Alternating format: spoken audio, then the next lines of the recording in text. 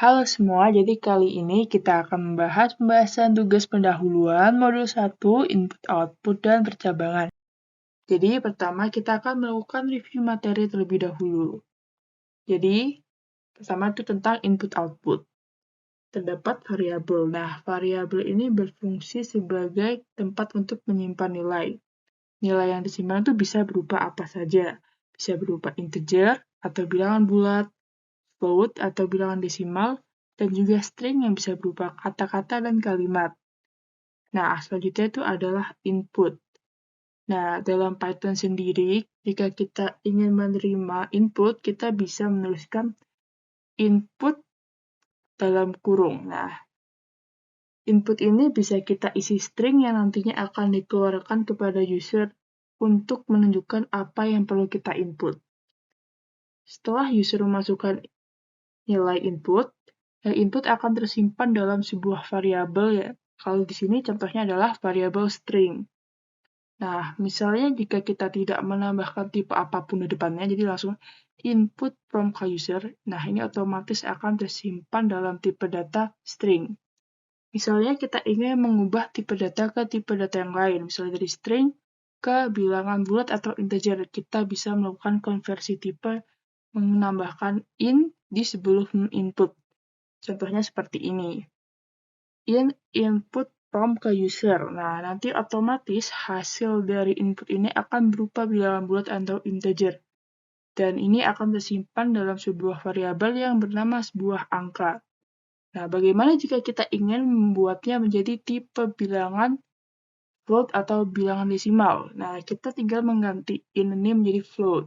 Jadi float input from ke user, seperti itu. Selanjutnya itu output. Jika kita ingin mengeluarkan sebuah program, misalnya kalau di Python, itu kita bisa menggunakan print, seperti ini. Print 1 tambah 2. Nah, kalau tambah ini adalah kita ingin menggabungkan dua buah string, kita bisa menggunakan tambah seperti ini. Jadi, angka 1 dan 2 ini bukan merupakan bilangan bulat, melainkan string karena terdapat tanda petik di sekitarnya. Jadi 1 tambah 2 ini akan tergabung menjadi 12 bukan 3. Nah, berbeda dengan contoh kedua seperti ini. Print 1 tambah 2 karena tidak ada tanda petik di sekitarnya, maka ini akan dihitung menjadi bilangan matematis. Jadi 1 tambah 2 adalah 3 bukan 12, seperti itu. Nah, untuk contoh kode programnya seperti ini. Misalnya kita ingin memasukkan dua bilangan bulat A dan B. Jadi input masukkan nilai A dan input masukkan nilai B. Kita harus menambahkan ini depan agar tipe data A dan B merupakan bilangan bulat. Nah, untuk cara mengeluarkannya bisa menggunakan 3 cara berbeda ini. Nah, untuk pertama kita membedakan string dan bilangan bulat.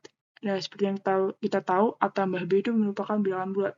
Jadi bagian ini dan ini merupakan bertipe data berbeda. Yang pertama dalam tanda petik ini adalah string dan yang kedua ini adalah bilangan integer. Nah, kita tidak bisa menggabungnya begitu saja. Untuk cara pertama kita menggunakan koma untuk membedakan ini. Nah, untuk cara kedua kita bisa menggunakan tambah seperti ini.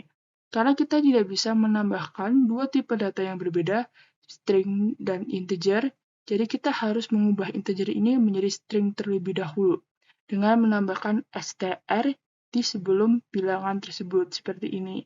str a min b. Nah, otomatis ini akan bisa ditambahkan setelah diubah. Nah, selain itu kita juga bisa menggunakan cara ketiga dengan menambahkan f di sebelum tanda petik. Dan untuk bilangan yang memiliki tipe berbeda, yaitu a dikali b, kita taruh di dalam kurung kurawal seperti ini.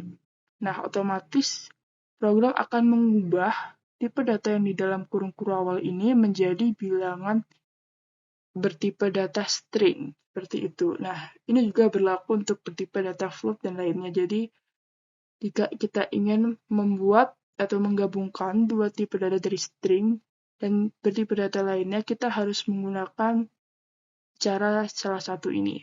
Nah, kalau di Cara pertama, kita menggunakan koma, otomatis akan ditambahkan spasi sebelum bilangan ini. Jadi, A plus B spasi hasil dari A plus B. Nah, kalau dari cara kedua, dengan jumlah, kita harus menambahkan spasi terlebih dahulu sebelum tanda petik ini, karena program tidak akan menambahkannya secara otomatis. Nah, untuk contoh outputnya akan seperti ini.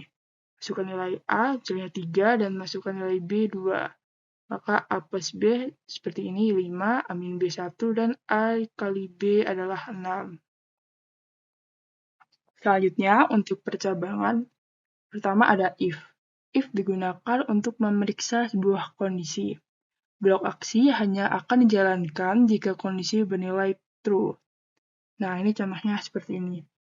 If kondisi, maka blok aksi akan dijalankan. Dan blok aksi ini dijalankan jika kondisi ini adalah true. Jika kondisi ini bernilai false, maka blok aksi tidak akan dijalankan. Nah, pada Python sendiri, indentasi itu sangat penting. Nah, ini adalah contoh jika kita tidak menambahkan indentasi sebelum blok aksi. Maka terdapat error seperti ini. Jadi muncul error seperti ini.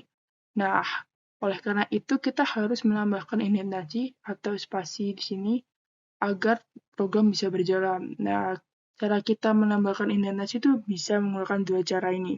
Menggunakan tiga spasi atau tab. Namun, kita tidak bisa menggabungkan dua cara ini. Jika kita ingin menggunakan tiga spasi, maka kita harus menggunakan tiga spasi saja dari awal. Kalau kita ingin menggunakan tab, maka kita juga harus menggunakan tab saja dari awal. Tidak boleh dicampur, misalnya awal yang menggunakan tiga spasi, tiba-tiba menggunakan tab atau sebaliknya, itu tidak boleh. Nah, selanjutnya ada elif, atau singkatan dari else if. Nah, ini merupakan pemeriksaan jika dan hanya jika if atau elif di atasnya bernilai false dan dapat dilakukan lebih dari satu elif. Nah, contohnya seperti ini. If kondisi 1, misalnya kondisi 1 ini false, maka program akan menjalankan elif. Seperti ini, elif true, maka blok aksi kedua akan dijalankan. Misalnya setelah elif ini terdapat elif yang lain dan kondisi 1 dan 2 merupakan false, maka program akan menjalankan kondisi ketiga seperti itu. Jadi elif ini hanya dijalankan jika if elif di atasnya itu bernilai false. Nah, untuk selanjutnya terdapat else. Nah, else adalah aksi yang dilaksanakan jika analisis kasus sebelumnya atau seluruhnya itu bernilai false. Jadi seperti ini. If kondisi 1 false, dan juga else-nya itu juga false, maka program akan menjalankan else karena kondisi semua di atasnya itu bernilai false. Jadi program akan menjalankan blok aksi ke N. Seperti itu. Nah, elif dan else hanya dapat dilakukan setelah if. Jadi kita tidak boleh menggunakan elif, else, baru if. Jadi kita harus menggunakannya secara berurutan. If, elif, else, dan juga kita tidak boleh menggunakan if, else, baru elif. Jadi harus berurutan seperti ini. Selanjutnya, jika kita ingin menggunakan if, elif saja itu juga boleh. Dan jika kita hanya if, else, tidak pakai elif juga boleh. Jadi, elif dan else ini tidak harus ada keduanya. Nah, blok aksi dapat berupa aksi tidak hanya satu baris. Dapat percabangan dalam percabangan dan lainnya. Jadi, kita bisa menggunakan percabangan berserang. Misalnya, di dalam blok aksi 1 ini, kita membuat percabangan lagi. Misalnya, if kondisi 1, dalam blok aksi ini kita buat lagi if kondisi 2 apa dan else kondisi 2 apa. Jadi kita boleh membuat percabangan di dalam percabangan seperti itu. Nah, ini ada contoh dari soal yang menggunakan percabangan. Nah, jadi kita misalnya punya tugas untuk menentukan indeks dari nilai dengan keterangan, misalnya kalau 90 sampai 100 itu kita dapat A, kalau 80 sampai 90 dapat B, dan di bawah 80 otomatis akan mendapatkan C. Nah, jadi ini adalah contoh menggunakan elif else dan tanpa menggunakan elif else.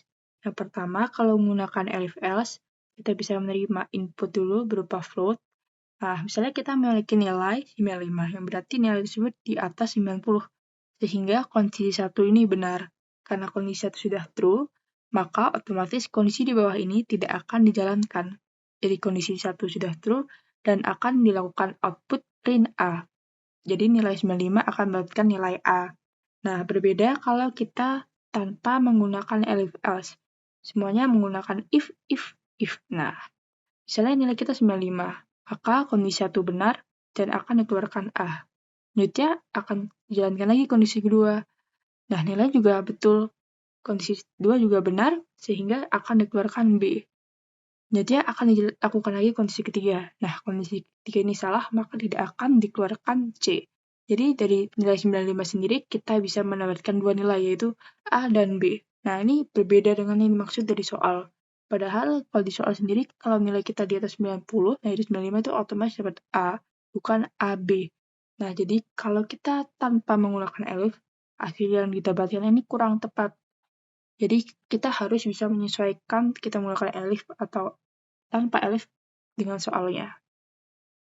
Nah, ini adalah contoh dari flowchart kalau kita menggunakan elif dan tanpa menggunakan elif else.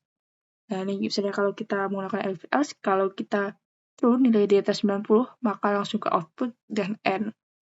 Nah, sedangkan kalau tanpa elif else, misalnya kalau nilai di atas 90 true, maka tetap berjalan ke kondisi kedua, yaitu nilai di atas 80. Nah, misalnya ini true juga jalan ke kondisi ketiga, baru ke end. Nah, sekian dari pembahasan kali ini. Mohon maaf kalau ada salah kata, dan selamat untuk mempersiapkan praktikum 1. Terima kasih.